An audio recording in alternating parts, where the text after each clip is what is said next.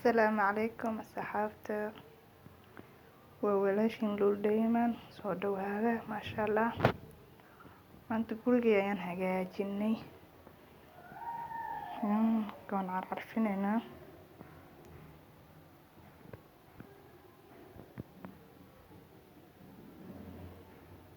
geedaas waxa ay ku jira catar kala nooc ah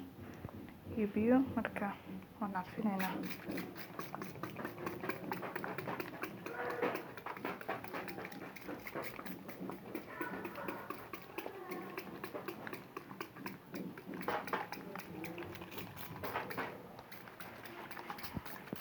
كربت كعدا gudaha u galaya dad waxa ku shubto maasha Allah caraf miiran buu noqonaya faa'iideysta